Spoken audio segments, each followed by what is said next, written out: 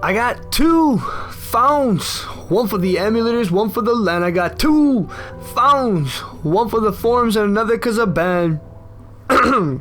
Anyway, don't usually listen to rap, but today, a good day, let me tell you. Welcome to an early access look at Rodina. Space fans are sure to enjoy this one, but to the rest of the crowd, this may look like a weird Minecraft knockoff. Rodina in general, from updates to the engine, seem to be in good shape even in its early stages. What's to come though will be crucial to becoming a solid game. But this is No Man's Sky, mate. I mean, No Man's Sky, there's a lot of colours. No Man's Sky, you can go anywhere, mate. Well, this concept was here long before that was even a thought. This game has been on my wish list for a long time, and I finally bought it at full price like a crazy gamer shouldn't do for early access games. The devs have been active on the forums and with a lot of updates, as well as the concept of being able to move about my ship and on any planet is an amazing concept. Any Star Trek, Star Wars, or space fan will get a kick out of this game. Although quite limited in its early stages, the dev has a very specific plan to implement to make this possibly one of the best space games ever.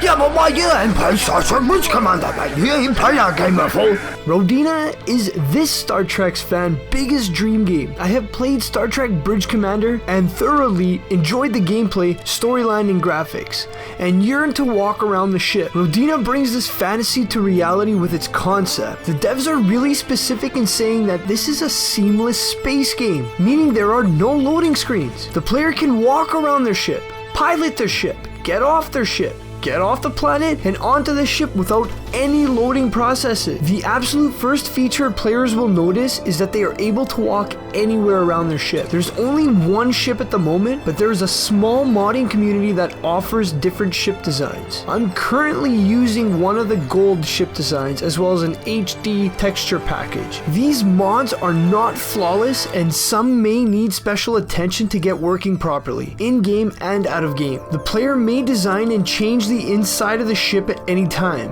Well, you shouldn't really be modifying the ship when you're flying in the atmosphere really low or really high. You know what I'm saying? I mean, there's what times and there's good time to do it, mate. If you'd like a bigger bridge, bigger room, bigger hallways, that can be done with a few simple clicks. The design menu isn't super friendly at the moment, but does provide the player with basics to design what they want. What is a neat feature is that the player may remotely control the ship from certain panels. For example, say you don't want to walk to the cockpit every time you would like to pilot the ship. There's a panel located by the airlock, located on the back of the ship for the player's convenience. Remember, this is only a default setting and can be changed. That by itself showed me that there was some serious thought put into this game. The player may fly the ship in almost any direction and can pilot interact with panels by pressing F. WASD allows the player to move as well as steer the ship. Spacebar allows the player to jump while allowing the ship to move upwards on the Z-axis. There is no crouching ability, I'm assuming yet, but control will move the ship downwards on the Z-axis. The control's sensitivity can be modified for your preference. Some secondary weapons can be picked up on stray planets or asteroids and can be equipped by pressing R. There's no first-person mode to shoot as of yet, but there are many plans in the future. The devs haven't singled out many suggestions, but are keeping to their roadmap and are focusing on a campaign. Tab will allow the player to switch between first-person and third-person view. This is only possible when piloting the ship. Left button will fire the ship's weapons, while the right mouse button acts as a clutch, in which the player will need to press up or down to switch between the drive systems. Some drives will need to be picked up by the player by exploring. Currently, I've experienced 4 drives in which the 4th will let you travel at light speed. Piloting and landing have been made relatively easy to do, although I'd like to see some landing gear in the future. The ship will approach a planet or an asteroid and slowly start adjusting itself as you attempt to adjust yourself to the horizon. Leaving the planet to travel is also equally as easy, but entering will require some skill as the atmosphere may burn you and your ship up. Quick! Grab the fire extinguisher! Seriously, don't let it come to that. Additionally, leaving the planet is quite a sight to see. You will physically see the atmosphere go away and space appear as you go further from the planet. Talk about spitting hot fire!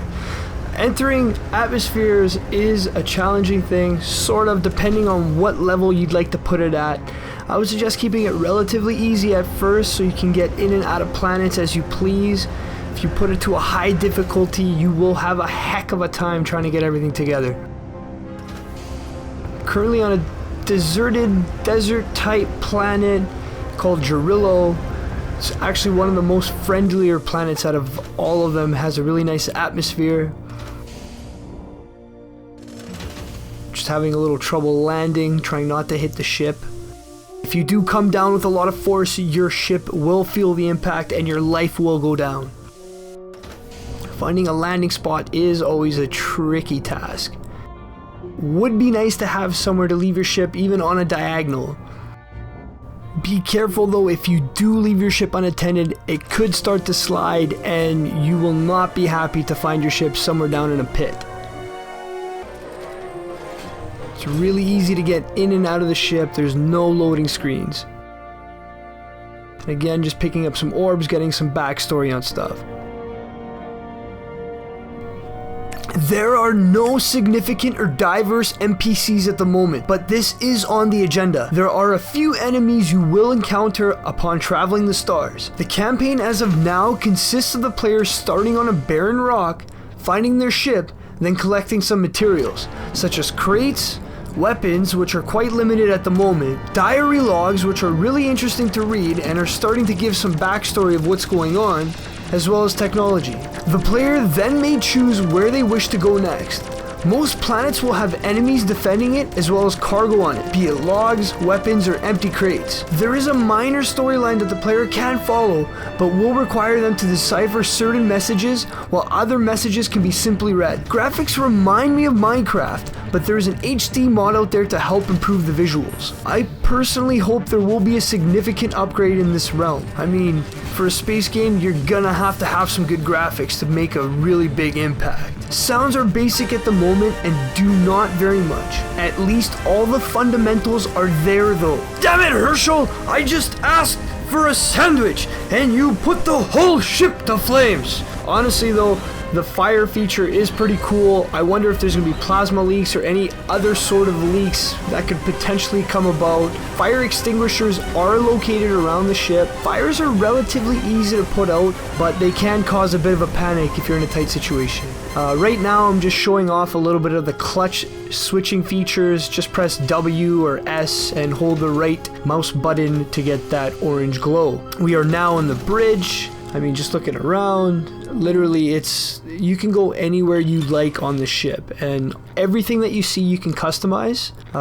You could put extra fire extinguishers if you like. They come in handy big time. The visuals, I mean, the graphics, like I said, they're not the greatest. They're still a little bit pixelated, it looks a little bit simple, but hey, as long as the game's working fine, I have no problem with it, and as long as there's improvements being made.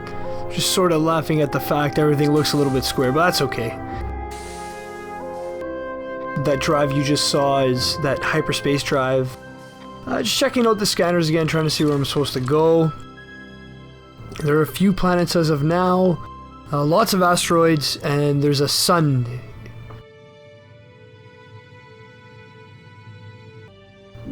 Just jumping into warp drive or lightspeed drive, and it's not extremely easy to control. Your ship will bounce here and there. I'm now approaching a planet. Planets are all different colors as of now. Some have hostile environments that you can't come into. Some have, environments that you can easily jump into. You can walk around in. You will need to pick up certain weapons or certain add-ons to be able to enter these sort of atmospheres. As you can see, all those red dots around the planet, those are enemies. And all the plus signs that you see are sort of packs, pickups. They contain data, missiles, other sort of launchers. And now I'm just entering the atmosphere. You have to come in at an angle. Even though your ship's on fire, it's not bad. But if you start speeding up, if you point your nose all the way down, you have to be careful. And this is one of those situations where I didn't have the add-on. I thought I did. But hey, I'm making a video, so I figure, what the heck? Might as well show it off a little bit, right? I mean, the terraforming is pretty good. It's literally nice. It feels like you're walking around, you're enjoying to see the sights. I can't wait to see some trees or some animals, NPCs, whatever it be. And here's another planet now. This is a very hostile planet. A lot of enemies around there. This planet in particular, for me, is a little bit scary to come into the atmosphere, as its atmosphere is all black. Here we see the faster than light communications. You're allowed to see your archives. You can read a little bit of the backstory and what the campaign's about. So right now I'm just exploring more of the ship. There's private quarters, there's bathrooms, there's all sorts of things that you can put in. Again, it's limited, but it's still there. This planet is pretty crazy. It gives me the creeps, and some of these planets, I mean, you really feel like you're by yourself, and it really creates an atmosphere. Even though you're looking at a screen, it's pretty crazy to watch and to realize, hey, like, I'm exploring space. I'm going to any planet I want. I can do anything almost I want. And to exit any atmosphere, it's pretty easy. Just point up to the sky and just get out of there. Just point out. The transition between planet atmosphere and space is absolutely visually appealing. I mean, the game is one big open world, and some people like that sandbox environment, some people don't, but at this scale, it's crazy. There's no loading screens. I've been playing straight without stopping. You can enter atmospheres, you can travel wherever you want, you can fight whoever you want. The world is really open. The only problem, like I said, it's limited. So some people might get bored of simply exploring all the time. I'm now approaching another planet. I'm hoping it doesn't have a violent atmosphere. And you have to be careful. If you start going too steep, you're just going to end up on fire. I haven't seen any similar patterns in the planet designs. Everything seems to have its own unique shape. Alternatively, the player can mark targets, they can mark locations, wherever they like, just simply by pressing T. I'm just picking up data sticks, just seeing what's going on. If you ever see pink orbs, those are the things you definitely want to get. They're usually weapon, armor, or some kind of ship upgrade. And as I've said, you can control the ship from the back. This is a really appreciated feature. I'm just leaving the atmosphere, going for another pickup somewhere. Didn't your nuns ever tell you to not stare directly into the sun? This is not good for your eyes. Everything, it seems like the developer really thought of everything. If you look at the sun from different environments, the atmosphere affects how you see the sun. It really sucks picking up empty objects. I don't know why there are empty objects in the game, but hopefully there's some kind of purpose for them. And again, if you want to leave the atmosphere, just point straight up and make sure you're going out. And you'll see a nice transition from the planet's atmosphere to seeing stars. It's absolutely well done. Although sometimes it may take a while to get out there. Overall, the game seems promising, although limited at the moment. Hardcore space fans will find hours of fun in this early access, while regular gamers may be waiting for a full release to come out. Early access is a tricky gamble, but I've bought the game in hopes that this will become a great game. I will give it a recommendation, but will advise players that they should really do their homework before buying. Thank you for taking the time today to check out my video. I really appreciate it and hope you got something out of it. Don't forget to keep on rocking on and to keep on doing work. Number 12 in the red corner, Rockstar is out.